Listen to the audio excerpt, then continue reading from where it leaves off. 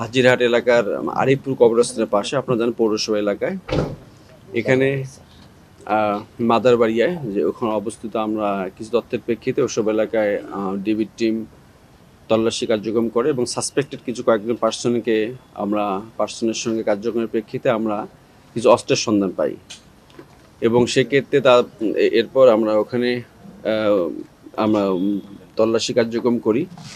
সেখানে আমরা আলী হোসেন, তার বাসা হলো আরিফপুরেই, তার কাছে এবং তার দেখানো মতে আমরা, আপনারা দেখতে পাচ্ছেন 4টা অস্ত্র এখানে উদ্ধার করছি। এর মধ্যে 3টা রিভলভার এবং 8টা হলো 1 শুটার গান, পাকিস্তানের তৈরি, আর একটা হলো লোকাল মেড। তা আমাদের নিয়মিতভাবে এই কার্যক্রম চলতেছে তথ্য এবং যাতে এর মাধ্যমে আমরা এইসবের ইউজের মাধ্যমে যাতে কেউ প্রভাব প্রতিপত্তি অথবা জননিরাপত্তা হুমকির ব্যবস্থা না করে। আমি আপনাদের মাধ্যমে এই বিষয়গুলো, আমাদের এই জেলা পুলিশের কার্যক্রম যেটা আপনাদেরকে অবগত করলাম, আমরা তৎপর। আমরা জনশৃঙ্খলা নিয়ন্ত্রণ, পাশাপাশি পুলিশের কনফিডেন্স বিল্ড আপ এবং সকলের সম্পৃক্ততার মাধ্যমে আমরা এই অস্ত্র উদ্ধার কার্যক্রম আমরা ধারাবাহিকভাবে সম্পন্ন করব।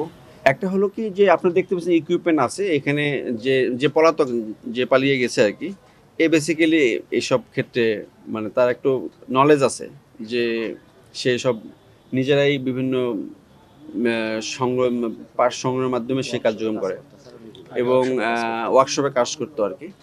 পাশাপাশি সে এই মুহূর্তে পলাতক আছে, বা পলাতক আসলে বাসা থেকে আমরা উদ্ধার করছি এবং কিছু তাদের যেসব কাজে তারা ব্যবহৃত করে এইসব বানানোর ক্ষেত্রে সেসব বিষয় উদ্ধার করছি। আমাদের আরও কিছু তথ্য আছে সঙ্গে, হয়তো বা আমরা এটা এক্সিকিউশন হলে আপনাদেরকে আরও জানাতে পারবো। অভিযান মালের ফিনিশিং ভালো আছে।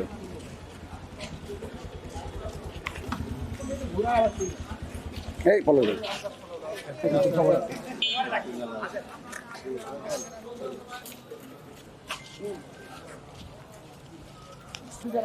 ভালো করে দেখে নিও।